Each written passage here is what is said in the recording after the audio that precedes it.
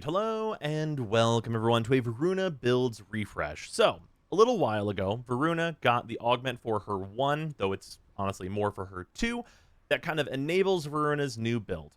And if you saw the video I put out on that, you know that I was completely confident, 100% sure that that build was going to get nerfed. And it absolutely did, but luckily, it did not get nerfed in a way that kills the playstyle or really the build in general, and I think that it is now the way to play Voruna, and is also very, very good. So, I have now fully invested in Voruna, as you can see by the Tau shards I have here, and there's a lot to talk about in terms of how that changes the build and what the different options are. We're going to go over the Tau shard stuff first to get it out of the way. First and foremost, you do not need any of these. You do not need any of them. I'm going to talk about what the build looks like if you have 0 of these, because it does change slightly. And this is also the budget setup for what the shards are going to be. This uses no red shards, so if you're low on those, which I would say most people are, this is a phenomenal outlet for your Tau blues. This is, for a yellow shard, 1 casting speed shard, which if you're going to put shards in her, I really, really would suggest at least 1 casting speed, no matter what way you do it, because it's just so much quality of life added to her, and it just speeds up everything you're doing so much. It is really nice. Not necessary, but really, really nice. For all of the blue shards, these are all energy max shards. They're just using the blues, and this is essentially replacing primed flow in the build. If you do not use these, you will need primed flow, or at the very least, regular flow, because otherwise Voruna just does not have the amount of energy max necessary to do what she needs to do. With that, if you do have more shards and just can kind of just spend whatever and you just love Voruna and she gets infinite budget, fully red shards for duration are an option. Partial red shards for duration and then more strength shards is an option. Doing equilibrium shards for purple shards is totally an option to remove equilibrium from the build, because you probably don't need a full equilibrium effect in this in order to have the energy provided to you. You can probably get away with 2 equilibrium shards and then whatever else you wanted to put in 2 more slots. Lots of different options whenever you're not doing kind of a lower budget set of shards for her. So keep that in mind. Whatever you do want to invest in Voruna, she can kind of pretty much get there. With that, the build looks like this. This is the full build. This is what I have been using for a while now, and it works great. We have range, tons of it, max range even, with Cunning Drift, Overextended, Augur Reach, and Archon Stretch. Archon Stretch does work in this build because your 2 is going to inflict electricity, so you are going to be getting that 2 energy over 5 seconds, 2 energy per second over 5 seconds, so you're going to get nice energy regen from that, and that is nice. That being said, you have a very good way to just generate infinite energy in this build, so you don't really need the Archon version of Stretch, but it is an upgrade. So if you just have regular Stretch, that is also totally fine. But you do really, really want all of this range. If you don't have an Exilus adapter, you can absolutely drop Cunning Drift, and that's, that just is what it is. And this is, of course, the smallest amount of range that we're adding here, so it's not going to be too big of a deal, but it is going to matter whenever you're trying to affect, really large areas, because the range of this build was knocked down from the absolutely ridiculous 100-meter range down to a much more reasonable, but still very good, about 50-meter range whenever we're using this max range build. Now, moving on, we do have an Archon continuity in here. Number 1, Archon continuity. The effect of this is really itty-bitty, really itty-bitty tiny, because it gives you corrosive whenever you inflict toxin, which is This only gives you 1 corrosive proc, even though she's inflicting 10 stacks of toxin whenever she does, and it is a really baby nothing effect. It does something, but not anything particularly important, I'll be honest. So if you just have Prime Continuity, awesome. But if you only have Archon Continuity, it's going to do a little something in the build. Other than that, Archon Continuity is the least important mod here. If you do not have those blue shards that we mentioned before, my personal recommendation is that just completely forego any duration, go down to base 100% duration, which is more than fine, and just put primed flow in this slot. Obviously, it'll have to be formatted slightly differently, but that is definitely what you should be doing. Now, other options for what can be removed is you can mix it up a little bit. If you want to go all strength shards and you just think that 55 is right, or you like Archon Continuity, or you don't have Umbral Intensify leveled, you can remove Umbral Intensify, put primed flow here, or even maybe regular flow, and then do kind of 3 strength Taus will be 1% more strength than this, maybe 4 strength Taus, maybe 3 strength Taus, and then a blue Tau for the energy max to go on top of a regular flow. Bunch of things you can do here just to get Umbral Intensify out of this build if you want to. Equilibrium, the shards, of course, as I mentioned, can be put in here. If you think you're going to be fine on like a 60% equilibrium, you do 2 purple shards in, pop this out, put 2 prime flow shards in, then maybe 2 strength shards to have even more damage. That's all totally fine. Maybe you could even potentially get away, depending on how you feel about the duration, if this is like more than you need. Go 2 equilibrium shards, pop out the equilibrium, and then like go 2 duration shards, pop out Archon continuity, put in primed flow, and then 1 other mod kind of your choice. Also totally valid if you wanted to go that way. And that's all just going to change depending on what shards you want to invest in Voruna. That being said, the strength from Umbral Intensify and Blind Duration is going to do a lot here. We're at 183% strength here. And just to round out the rest of our strength, we are using Molt Augmented, which is the 60% ability strength after we've killed 250 enemies, which happens pretty quickly, putting us at about 243% strength. And then we have the custom molded sculpture of an arcane that was just purpose built and gifted upon Voruna, Arcane Impetus. Unique status effects from abilities grant 6% ability strength and 3% ability efficiency for 20 seconds. Now, if you don't know how Voruna's 2 works, it inflicts 5 random statuses at 10 stacks apiece. That means you will instantaneously, upon using your 2 one time, get 30% ability strength and 15% ability efficiency right away. Then that will build up once you use more and more unique statuses, which happens very, very fast as Voruna, as this build is completely built around spamming her 2, to the cap at 78% ability strength. And this also has a very good refresh on it, where the whole thing refreshes whenever you inflict a status effect with any ability. So you just get to keep that basically permanently, even if you can't like get unlucky and not be procking Toxin for a while and then have it just kind of never come up and fall off. It will refresh the whole stack of everything whenever you inflict any status. So once everything has happened once, it pretty much is just going to stay there as long as you use your 2 once every 20 seconds, which is the whole point of the build. And regardless, even if it does fall off, you rebuild it nearly instantly. It is so much strength and so much efficiency that for Voruna, she just basically gets for free. It is absolutely incredible. And that means that, with Molt Augmented and Arcane Impetus combined, whenever they're running as they should be in this build, it is over 120% strength, putting us above 300% strength whenever this build is going. That is obviously absolutely incredible. Equilibrium is here as like our whole need for our energy economy, along with the additional energy max we're getting from the shards. That is because Lyceth's Hunt, whenever we kill enemies with melee, is just going to turn them into health orbs, which basically refills our energy instantly. You will need to bring a good melee with this, as unfortunately your 2 doesn't count for this, but that's not exactly a huge ask. We are going to go over the melee that I prefer to bring. Other than that, we're of course on Prey of Dinar, which is the whole point of the build, the whole thing that makes it work. This, as we'll show, marks an enemy whenever you enter the Shroud of Dinar, and then that enemy, whenever you use the Fangs of Rush on them, will basically hugely spread that to every other enemy, and it'll just cascade and kill everybody. You'll see how it works in a moment. But yeah, this is absolutely stellar. I really wouldn't change a thing. One of the few things that like you could change, or well, besides of course all the different shard configurations I went over, Steel Charge, not mandatory. I still really like it here. It does save you a Forma on this build, because otherwise you'd have to like Forma Cunning Drift or one of the other slots if you wanted to fit a different aura.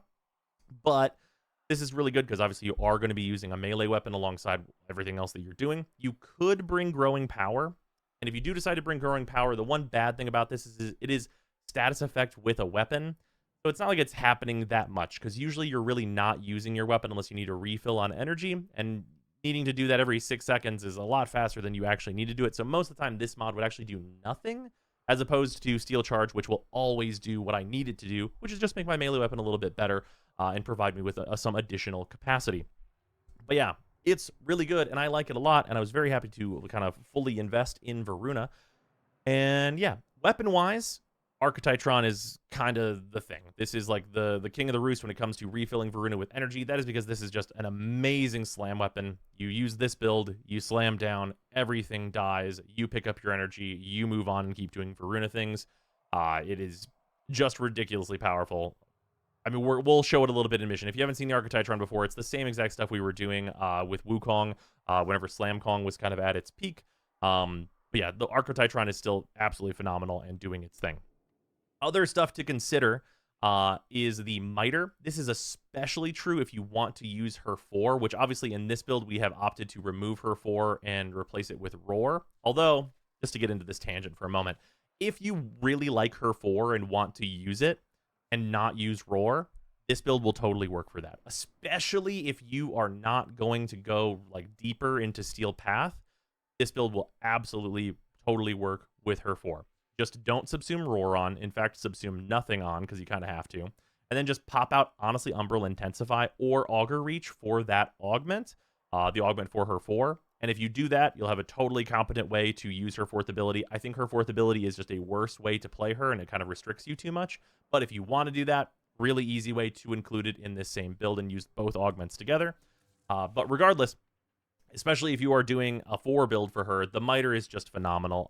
The Miter is phenomenal because, well, number one, it's an amazing Incarnon. And then on top of that, you get Neutralizing Justice. For those that don't know, because I've seen some weird confusion around this sometimes, Neutralizing Justice, whenever this destroys a nullifier field, it does not come back. Like, they don't regenerate. If this destroys a nullifier field, it's permanently gone. So that is a thing that I just wanted to definitely make sure and say. So because Voruna has like kind of the biggest problem with nullifiers, this is like the thing to be bringing with her, and really any Warframe that just hates nullifiers, like this gets rid of them very, very quickly, as you can just kind of fire the saw blades everywhere and just get rid of a bunch of nullifiers if they're grouping up and yada yada. You know, you get the deal. In terms of companions, we're on Diriga. So Diriga's doing pretty normal things here. I mean, obviously there's like energy economy stuff that Diriga's on. Like we're getting like some crit stuff from Diriga. We're getting Mystic Bond for some free casting, Manifold Arc Coil stuff. Like we're getting Guardian very, very consistently because Manifold is just like whenever killing enemies with 3 or more unique status effects, reduces the companion ability cooldowns by 3 seconds. That applies to Guardian. So you're getting that cooldown, you know, every 10 enemies you kill, you get another proc of Guardian is essentially how this works because of the way Voruna deals with enemies. And then the additional free casting on top of that, casting the Arc Coil whenever you're invisible in Shroud of Dinar is also a thing that Diriga is usually doing. It's just generally pretty good. You really don't need to use this companion. Diriga will also, because Arc Coil does count in a, well, it counts for the upkeep. Maybe it's kind of weirdly buggy right now with Impetus, but it is a thing you can do. It also is like just like adding more statuses. We're using it with Burst Laser Prime right now. This is similar to what we were doing more recently. This is the build here actually. Which is just a bajillion statuses and then the Augur mod, so you get more shield regeneration whenever you're using your abilities as well.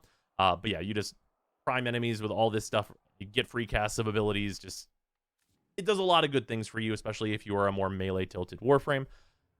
But yeah, that's what's going on. Your focus school really doesn't matter at all. You go Matarai for a little more damage. You can go. It doesn't really matter. You could do whatever you want. If you want more starting energy, like Zener gives you a little bit more regen. Doesn't really matter. Voruna's not really going to be super interested in that stuff. Now, to go over abilities, we were just going to spawn these guys in with some paused AI. First and foremost, her passives. So in the bottom right, you can see the 1, 2, and 3, the different heads that she has. You don't get to use your 4th one if you subsume over it, but usually you wouldn't use your 4th one anyway. The first one, if we hold R1, is increased parkour velocity. This makes her very fast, and this actually is one of the reasons that I don't want to bring parkour shards on her, because she kind of gets temporary parkour shards whenever she wants if you do suddenly need to move fast through a mission, which is really nice. Getting that ability for free is a really actually good value add. In addition to that, her 2 is complete status immunity. This means that if there is just like a field of gas, a ton of toxin, just like any just nonsense bullshit status effect being spewed out by enemies, no, it isn't. This also means you're immune to knockdowns, and it's just generally really helpful for survivability, even if you're going to be invisible most of the time. Just random AoE stuff will have statuses associated with it and knocking you down and all that business. This turns all of that off, and it's what you're going to have on most of the time. The third one you're not going to use, which is just increased heavy attack efficiency. Theoretically, you could turn this on for like slamming with the hammer if you wanted to, but usually you're more interested in the status effect resistance than anything else. Now, ability-wise, R1 obviously is the core thing here. That's going to mark an enemy. This will mark, you see this pink is my main energy color. So your energy color will determine what the enemy is marked as. So get one that you can see very easily. And then on that enemy that's marked, you can use your 2. And then, of course, that's going to do the damage that it's going to do. And then that will spread to every other enemy around. Only the first ones that you put on will spread, so you do have to like get the damaging ones in order for the damaging parts to spread. And you can see this doing pretty good damage to these enemies. That damage is considerably increased by Roar. Of course, we can go into R1, put this on, and then it will spread out and do, you know, you can see it doing considerable damage. You can continue to hit newly marked enemies, and it just spreads out in, like I said, a 50-meter radius. Now, to combine with all that, in order to keep this up in terms of the economy, we have R3, which is a buff that we turn on. Usually, you're going to turn this buff on one time and then never again. It has a pretty generous timer to start on this build, but it is increased by killing enemies that have a lot of status effects on them. So, whenever that is the case, yeah, we just, you know, basically got a minute extra of our buff time there. And so, as long as you're killing enemies, you never have to cast your 3 again, and that buff is just going to stick to you.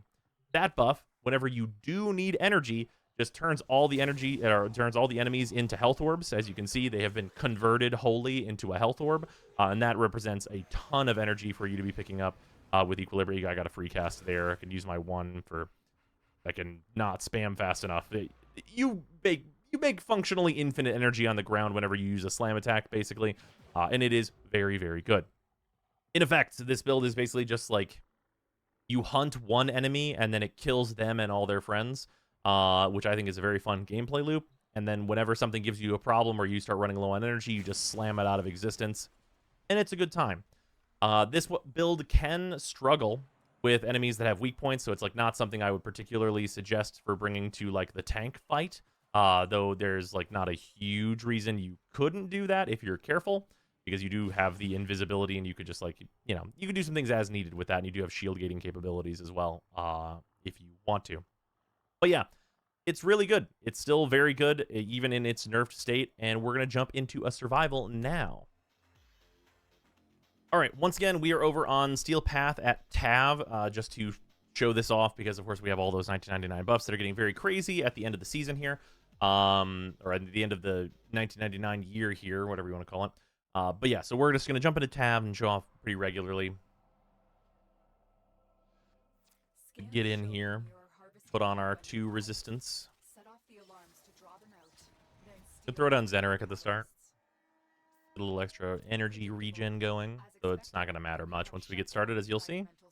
We're going to whip out the Archititron. I'm going to show the energy gain first that we're going to get from that. So just throw my 3 on and just slam. You can see the instantaneous gain of a bajillion energy. Using our 1, you can see the enemies marked in pink. You can just kind of spam your 2 on them. Just kind of the base damage you can be expecting. You can see it's pretty good even if you don't use Roar. But whenever we use Roar, it gets considerably better. Which is just going to be effectively deleting everything on the entire map. And that will continue. I mean, it's pretty much the whole deal here. You do, of course, have the slam available. If, like, an Acolyte shows up, they hate the slam. They're going to be evaporated by the slam. You can see it needing to switch pretty cleanly. Your 1 will always try and, like, show you an enemy that's close to you. So if you don't see it in one direction, it's probably behind you. Also, part of the nice thing about the duration I have on this build is that it just means that my 1 lasts longer, so I can just hang out looking at that, which is always convenient. If you are killing them too quickly, sometimes it can be a pain to keep track of what enemy is marked, but, you know, kind of the Warframe first world problem of, oh, I killed this guy too fast, so not really actually a problem in any way. He's going to be someone like half energy. What if I was on full energy? It is also worth noting, and I say this at danger to Voruna, who's becoming one of, like, my favored Warframes recently. If you use her with the Titron, or any slam weapon for that matter, you can slam and then immediately jump out of the slam setup animation. You can immediately cancel that into her too. So you can kind of emulate Slam Kong by doing that. And it is just a way to, like, you know, be able to use the Titron safely. Please do not get Voruna nerfed by slamming infinite times or something. I beg you. But it is a thing that you can do on her. Oh, I got the walking forward bugs. We'll pause to fix that. We're at 2 minutes. We've killed like 300 enemies. It's pretty good. It's certainly not bad. Like, it's no longer the dumb radius that it was. Because this used to be, like, it would kill every enemy multiple tiles away. It no longer, like, is just doing that. But it will clear out your local zip code worth of enemies, which is really, really nice. It is a very effective build. Really great for doing, like, exterms and stuff. Like, very solid for that, especially if you're doing them solo. It can be, like, a nice way to, like, not have to go down a hallway that, like, there's a couple enemies walking out of. They'll just kind of die naturally from this. Works really well. Like, there's no, some things have, like, kind of a downside by killing enemies too quickly. This does not have that at all. Obviously, you'll kill enemies very quickly if they're in the radius, but you'll kill all of them instantly, and then you'll just move on to new enemies, which is kind of the overall point anyway. There is RNG in terms of what elements you're getting. But your one does enough damage that it's usually not going to be a problem, and like whatever it's killing is going to probably be, you know, moving that on to the next enemies pretty succinctly. And it's just a great time. I really enjoy the playstyle a lot of like what this like wants you to do, which is hunt. Like it wants Voruna to actually have to hunt enemies in specific, and then you get big benefits for that. So it's like a nice kind of unique playstyle in that way. And I just really enjoy it. It's like very like I like it a lot. I think it is. It's just a great time. It makes me really want Voruna Prime, if I'm going to be honest. Like it's a thing where Voruna Prime comes out with kind of like a slightly higher energy cap. Then like maybe you could, like there's some like build tweaking you can do to make it even better. Just like some kind of crazy nonsense you can get into that way. You can see we're like a little we're under half energy here, so we're just gonna turn these guys into infinity energy for us real quick. That's real nice. Real nice of them to be turned into energy so succinctly for us. We have Angst here. Oh, also our one gives us like a phenomenal melee buff, so we can just, you know, turn Angst into nothing, just to reduce to atoms. And that's just good. We're just gonna move on from that situation now. And it's very effective. It's very effective. I will say, I'm kind of like, these hallways are like not an optimal place to be. For what we're doing with Voruna. You do kind of want to be in like rounder tiles because enemies will filter in. Especially tall tiles can be like a really good way to get a lot of enemies entering through like a lot of doors that are closer together than you might think, given that there's usually a floor between them. So yeah, that is like a thing because this goes through walls. Like that is a very effective way to get some things done. Slam this guy out of existence real quick. Re-up R1. Kill all of them. We're at 5 minutes. We're at 647 kills. And I mean, I would say I'm playing pretty casually. I'm kind of explaining things and stuff while I'm doing it. So just like, you know, I would say it's a bit more active than some other playstyles that you can definitely utilize. But in a way that I think is like, it's not like, you know, infinity APM or something. It's more that you got to be a little methodical about how you're approaching the different groups of enemies. Which for me personally is more fun and like, you know, it's not like annoying or something to me anyway. I think it's definitely a thing where it's like, it's good, but I could see this being tedious to some people of like not just shooting a guy when they see a guy and like kind of looking for the guy that they're trying to specifically hunt down. I can see that being annoying and people not enjoying this playstyle, but for me, I think it's super fun. Like super unique way to approach the game in general. Very different than what most Warframes will do. Like really nice. But also, at the same time, really effective. And we love both. We love unique, effective things. If it's interesting and effective, what else am I asking for? What am I going to do? Like, would I like Voruna's 4 to be better and less clunky? You betcha. But like, oh, this is one of the better tiles for it. You'll be able to see that why. Yeah, because there's so many enemies it's affecting here. Just going through multiple floors on something like this is like really, really great. You will sometimes have to go up and down those floors because it'll mark an enemy above or below you, like it did right now. But that's usually not too big of a deal.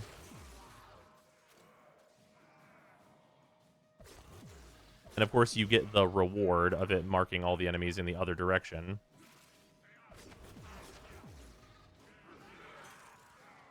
And just, like, killing all the enemies on, like, floors below you and stuff like that. Another just, like, you know, it doesn't care about what tile you're in particular, which is really nice. Because it means you don't have to, like, find the tile that's flat or, you know, whatever Warframe ability restriction you might kind of be under. having it just work is one of the reasons I think this is like very good at it's like, you know, running some like exterminate visors or whatnot. Certainly it's not the fastest thing for that. But it is like a very good build for those situations. Oh, here's another like usually very good tile for this build. Another one of like the very large tiles. This one kind of has like an interesting benefit of like the floors. You can kind of like adjust it a little bit in a weird way where you'll be able to see like a lot of enemies on the outside here. Usually you can jump like a very long distance, which is pretty good. You can just hit very, very large areas of these enemies. You can also see, if you watched my last Voruna video, you can see the kind of like difference in like what the distance you're getting here is compared to what we were getting last time. Although on a tile this large, it's like not as obvious. You just will see that like I'm not hitting enemies that on like the complete other end of a tile like this.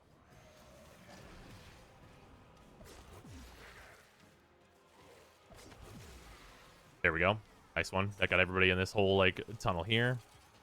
We're gonna get another acolyte. I'm sure they will live a super long time, right? Like, absolutely.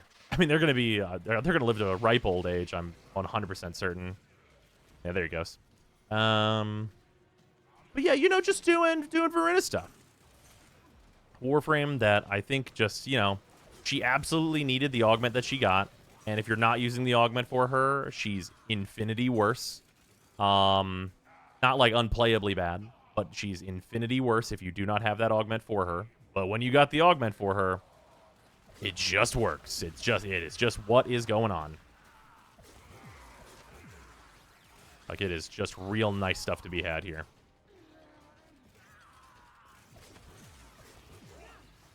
I'll throw my 4 on real quick. You have an enemy that's like kind of giving you trouble, not wanting to die from those initial statuses you can throw on. You can always reset by hitting them with a hammer very hard and respread some new stuff. There's also like the build still has enough range where you will like have to go get some of like the air you're generating in survival and such. It is also a bit on the greedy side though. Obviously, you can get into situations where if you're doing this in group play, you can have the situation where, oh, well, the Mesa keeps killing the enemy that I need to kill in order to do my thing, right? And that's a rough spot to be in. So that is a consideration as well. But I don't think one that is, like, particularly... It's not, like, damning for the build, right? It just means that you have a teammate that's doing something good as well, which, for me personally, I don't mind that. Like, I'm always down to have a teammate be putting in some good work as well. Yeah, that's 1,410. Like, it's really, really good. I'm very happy that I invested what I did in this build. Like, the higher investment build feels really nice. It feels like it was worth it. Feels like it's not going to get nerfed again. Just great things. Also, of course, swapping to that parkour velocity as we exit here for a speedy escape as well. Yeah, Voruna's in a phenomenal position. She's like good in most content, outside of content where you just gotta stand in damage forever, and even then you can make it work with some slight build adjustments to focus on shield gating instead, and it's good stuff. But yeah, that's Voruna's little update we got here.